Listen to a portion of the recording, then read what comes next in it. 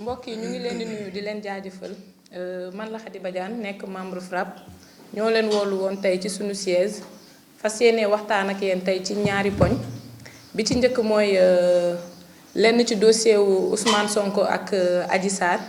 ñaareelu poñ bi mooy ñàkkum kaaraange gi nekk di dund fan yi ci réew mi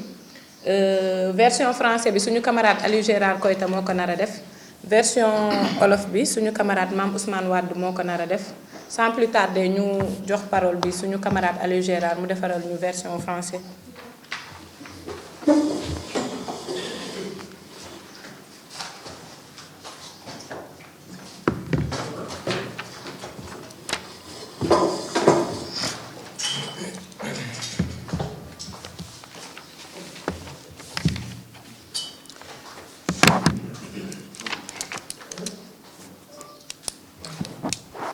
C'est bon. Merci beaucoup, camarade Khady Badiane. Donc, sans plus tarder, nous allons revenir un peu sur l'objet de notre conférence de presse. Donc, je me présente, je m'appelle Aliou Gérard Koïta.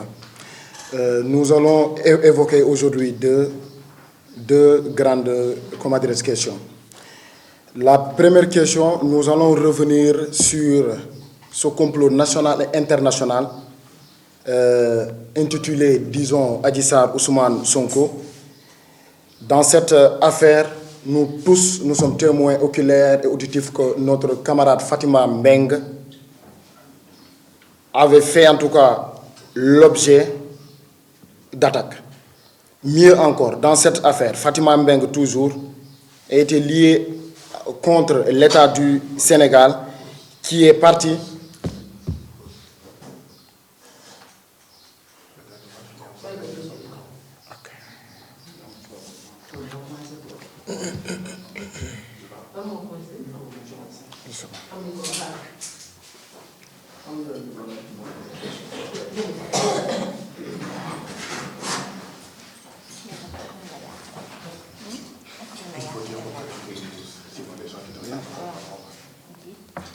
donc di fàttali rek suñu mbokk yi Walf ñoo am quelques soucis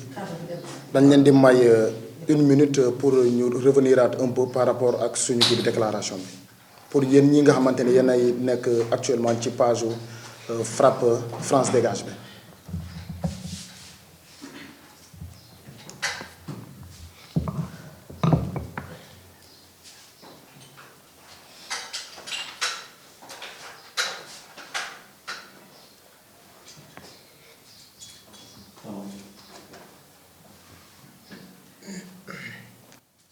C'est bon, hein? Ok. Donc, complot national et international. Adji Sarr Sonko. Dans l'affaire Fatima Mbeng contre l'État du Sénégal, qui est partie de l'affaire du complot national et international. Notre camarade Fatima Mbeng est placé sous contrôle judiciaire depuis le 23 février 2021, autant pour moi. Ce qui veut dire qu'elle ne peut pas sortir du territoire national. Elle est poursuivie pour des délits de association de malfaiteurs, complicité de diffusion,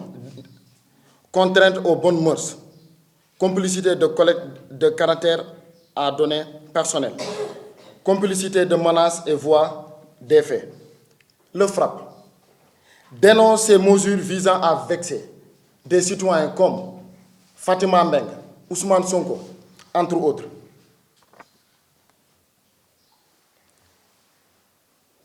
Fatima a demandé au juge de lever son contrôle judiciaire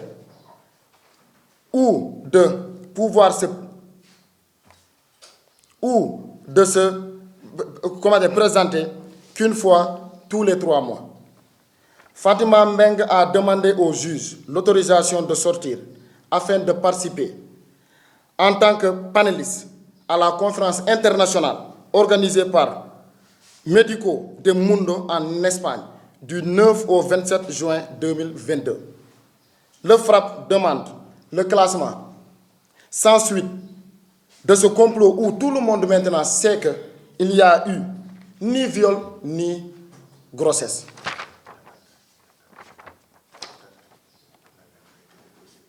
La lettre a été déposée sur la table du juge le 16 mai 2022. Nous allons revenir sur la deuxième question, c'est-à-dire l'insécurité. L'échec du président Macky Sall en matière d'emploi, éducation, pêche, formation ont causé les vagues d'agression et d'insécurité. Le FRAPP se demande où se trouvent les forces de défense et de sécurité quand il y a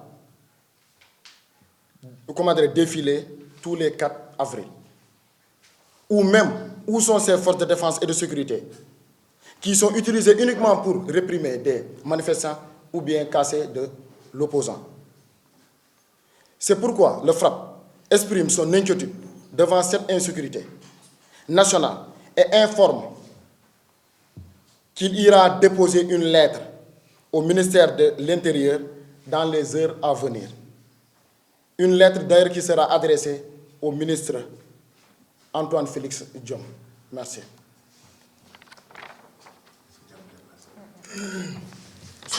ñu ngi lay jaajëfal suñu camarade Aliou Gérard Keita di jox kàddu bi suñu camarade délégué général Mame Ousmane Wade mu ñëwal ñu ci poñ yi Gérard àddu woon ci kàllaamay nasaraan Mame Ousmane dellu si ci kàllaamay Kocc.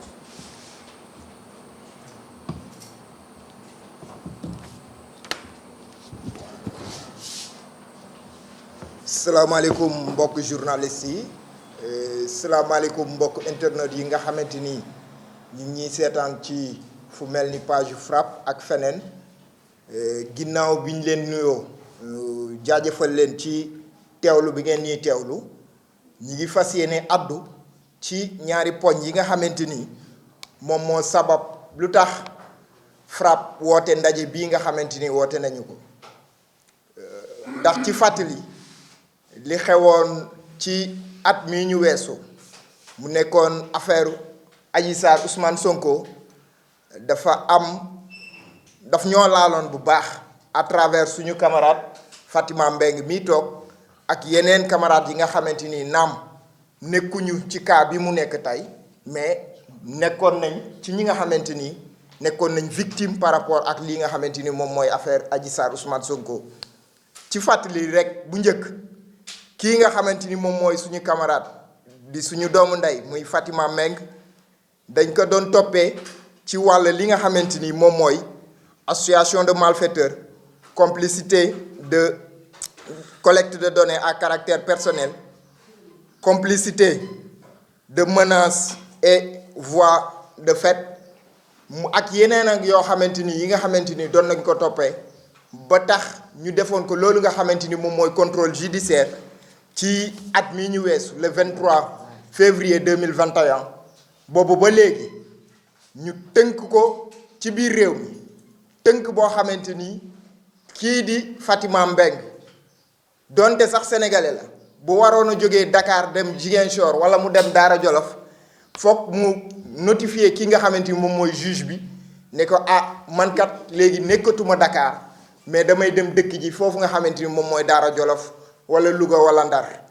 loolu mu nekk ay tënk yoo xamante ni tënk nañ ko ci suñu camarade depuis lu tolloog at ak lu topp ci ay weer ginnaaw bu ñu seetloo loolu mu doon naqar boo xamante ni métti nañu ba fu métti di yam naam dañoo am réew mu am yoon ñu tënku ci yoon boobu waaye am na yoon yoo xamante ni naam dafa am fu mu war a yem ndaxte kii nga xamante ni moom mooy suñu camarade Fatima Mbeng bokk ci FRAPP bokk ci secrétariat exécutif national dañ ñoo invité foofa ca Espagne invitation bi ñu jox ko ci turam mu war a dem représenter ñu foofu ci Espagne à partir de ce mois de juin du 9 ba 27 mois de juin pour représenter lii nga xamante ni moom mooy FRAPP France foofu ca Espagne ci benn invitation bu nga xamante ni dañ ñu ko def ñu tudd ñi ko def ñi ngi tudd Médico del Mundo ci seen 6e conférence bi nga xamante ni ñi ngi koy amal rencontre bi nga xamante ni dañ koy def ci wàllu paix ak ci ñi nga xamante ni ay way daw làqu lañ ci yeneeni réew wala feneen ñu gis ne nag li ko tënk ci réew mi bokk na ci chaque aljuma bu mujj ci weer Fatima Mbengue day obligé mu dem jàkkaarloog juge bi pour signer wane na ko mi ngi ci réew mi ngi Dakar te loolu dañ ko muy tënk boo xamante ni tënk nañ ko mu nekk ay jafe-jafe yoo xamante ni yu ñu naqarlu la yi nga xamante ni te buñ xoolee li nga xam ne moom mooy dossier Adji Sarr Ousmane Sonko wane na boppam dossier bi naam bëri woon na coow jàppal bàyyi waaye ci njobbaxtal bi ci cëppaandaw gi liñ gis mooy ay kàcc ak ay sos ak ay naxasaxandëng ñoom ñoo ko sos ñoo ko lal ba fii nga xamante ni naam njortu nañ ne dinañ classer li nga xamante ni moom mooy dossier bi sans suite waaye bëgguñu ñu rek ñu classer dossier bi sans suite parce que dafa am ñeneen ñoo xam ne dañ ci laxasu ku mel ni Fatima Mbengue dañ ko war a dindil li nga xamante ni moom mooy tënk biñ ko tënk ci réew mi ndaxte li ma koy rappeler léegi le 9 juin dafa war a dem foofu nga xam ne moom mooy Espagne bind nañ nag ki nga xamante ni moom mooy juge du premier cabinet bu grande instance de Dakar depuis le 16 mai pour xamal ne ko kii nga xamante ni moom mooy Fatima Mbengue dafa bëgg a génn ci réew mi dafa war a dem wuy ji benn invitation day dem day ñëwaat ndaxte fii la dëkk ay waajuram fi lañ nekk léppam fi la nekk day dem day ñëwaat waaye du ñu am ci loolu ginnaaw bi ñu bindee nekkoon nañ dindi loolu li ñuy ñaawlu te di ko naqarlu te di ko wax ne ñu na fi dakk mooy dañoo bëgg ñu dindi lii nga xamante ni moom mooy levée du contrôle judiciaire bi nga xamante ni moom lañ tënk ci kawam loolu ñu ngi koy naqarlu di ci wax te dinañ ko dox dinañ ko jëfee ngir contrôle judiciaire bi nga xamante ni moom Fatima Mbengue ak Ousmane ak ñeneen ñi nga xamante ni dañ ci tënku ñu dindi ko ndaxte contrôle bi tegeetul ci loo xamante ni ay sos rek moo ko lal loolu mooy li nga xamante ni bëggoon nañ ci wax duñ ci wax rek yam ci dinañ ko jëfee dinañ ci dox ak suñu ay avocat ba li nga xamante ni moom mooy contrôle judiciaire bi ñu dindi ko naam bu ñu ko mënul dindi sax ba ñàkk pexe dinañ suñu sabab mooy buñ ko dindiwul au moins ñu may ko accordeel ko bu nee chaque 3 mois ñetti weer yu nekk mu dem jàkkaarloog juge bi pour signer parce que mënul weer bu jot ci ajjuma bu mujj ba mu dem jàkkaarloog juge bi ne day signer loolu naqar la ci ñun métit la ci ñun tënk na ko tënk boo xamante ni ñun ay camaradam ñun fameem bi nga xamante ni ñoo bokk FRAPP ñi ngi ñaan juge bi mu bàyyi ko mu génn ci réew mi dem wuy ji invitation boobu ndaxte invitation boobu dafa am solo ci FRAPP dafa am solo ci Fatima Mbengue loolu mooy benn poñ bi nga xamante ni bëggoon nañ ko addu ci lii nga xamante ni moom mooy ndajeem conférence de presse bii nga xamante ni FRAPP wootee na ko beneen poñ bi nga xamante ni moom lañ bëgg a addu bokk na ci li ngeen gis ñun ñëpp ñoo ngi koy dund ci biir Sénégal muy wàllam insécurité bu ñu waxee insécurité nag dinañ xalaat lu bëree bëri ndaxte naam man mi dëkk Mariste ñëwee ma jaar zone de captage au-delà de 22 heures ndax la benn minorité bu ndaw boo xamante ni ñoom ñoo ŋànk réew mi ñoom ñoo tënk nit ñi ba nga xamante ni amatuñ fit sax pour dox waaye nag foog ñu wëññeeku xool lan moo sabab loolu ndaxte bu fekkee ne dañoo nekk réew mu nga mel ni réewum Sénégal ñu am lii di géej et suñu nappkat yi bu ñu xëyee dem jël seen ay bateau dugg ci géej gi wër géej waaxi Sénégal yépp duñu am lenn lu nga xamante ni dinañ ko mën a indil seen njaboot te ñun suñu géej gi ñu yor jaay nañ ko étranger yi bu ñu génnee fii bu ñu demee ci yeneen waax yi mel ni Guinée wala yeneen ak yeneen wala Mauritanie sax ay rey lañ fay jëlee ñooñu ñoo fees si dëkk bi ñi nga xamante ni dañoo jàng wàllu emploi bi mu nekk réew boo xamante ni tey boo jàngee war ngaa état bi war na def ay conditions yoo xamante ni secteur privé beeg ñeneen ak ñeneen dinañ war a man di jël ñii nga xamante ñoom ñooy ndaw réew mi ñi nga xamante ni fii lañ jàngee fii lañ juddoo fii lañ màggee fii lañ defee seen lépp encadré leen ba ngeen xamante ni xëyam ndaw mi day doon loo xamante ni du door xajji ak seen mu nekk loo xamante ni ñépp ñoo ci war a yem waaye gis nañ boo bokkul ci mouvance présidentielle munoo bénéficier wu ci lii nga xamante ni moom mooy xëy ndaw munoo bénéficier wu ci leneen ak leneen naam gis nañ ko fi bi Covid bi jeexee ba président woote conseil des ministres boobu xaw ma conseil de la jeunesse am boobu mu doon wax fii lañ taxaw ay jakartaman ñu ne ay somme moo xamante ni dañ ko gindi woon pour ñoom somme boobu ñu taxaw ci kanamu ñëpp gouverneur xaw ma préfet ne naam ñun def nañ recensement bi ñu war a def waaye xaalis boobu ñu leen war a jox ba léegi ñun gisuñu ko teguñ ci bët mu doon yoo xamante ni ay mbir yoo xamante ni yuñ mën a teg baaraam la ndegam kiy def Jakarta moom lañ mayul jàmm ci mbir Ndakaaru ndegam kiy nappkat bi moom lañ mayul jàmm ci waaxu sénégalais yi ndegam ñeneen ñi nga xamante ni ñoom lañ mayul jàmm di def ambulant di taaba ngir am lu ñu yóbbu seen kër mooy ñu leen jàmm ci réew mi naam ñooñu buñ demee ba amatuñ fuñ tënk naam du excuse du raison bu nga xamante ni war na tax nit mu dem versé wu ci agression ci banditisme ci cambriolage ci vol ak leneen waaye bokk na ci li nga xamante ni dina suuxat loolu nga xamante ni moom lañ commencé gis muy ay agression muy ay assassinat muy ay yoo xamante ni suñu réew am na fuñ ci tolloon au moins yar geeg yeneen ak yeneen geeg gëm yàlla geeg am na loo xamante ni daana nëbb defar jag-jagal li nga xamante ni moom mooy ay taar yi nekkoon suñu réew la mais malheureusement nekk nañ ci benn réew bu nga xamante ni état bi war a encourager bi war a def leneen defu ko ndaxte gis nañ fi ay militaire ñoo xamante dañ leen a dàq te teguñu ko ci benn yoon ku ci dem concours police nga dem ñu ne la non yow liste rouge nga nekk te amul benn explication bu ñu leen jox mën nañoo lim ay ndaw yu bëri yoo xamante ni ñëw nañ ci siège FRAPP bi def nañ conférence de presse ak ñoom wax nañ ak ñoom mais chaque fois li ngay gis mooy suñu réew suñu ñi ŋànk suñu gouvernement espoir bu ñu leen war a jox wet gi ñu leen war a wanuñu leen ko ba nga xamante ni naam lii di ñuy dund ci veille yi ñu nekk mënuñu jox beneen explication bu mooy ni mel dañuy laajte nag li nga xamante ni moom mooy ñi ŋànk suñu kaaraange réew ak yeneen yi ni mel ñi ngi gis faral di gis naam ñun bokk nañ ci ñi nga xamante ni dañuy wax ne indépendance amu fi moo tax bi ñuy défilé 4 avril ñun dañuy am yeneen waxtaan yi ñu koy wane mais li ñuy génne muy ay armement muy ay xarañteef muy ay matériel yoo xamante ni ci anam boobu pour aar suñu kaaraange loolu noonu lan lay jariñ ci réew mi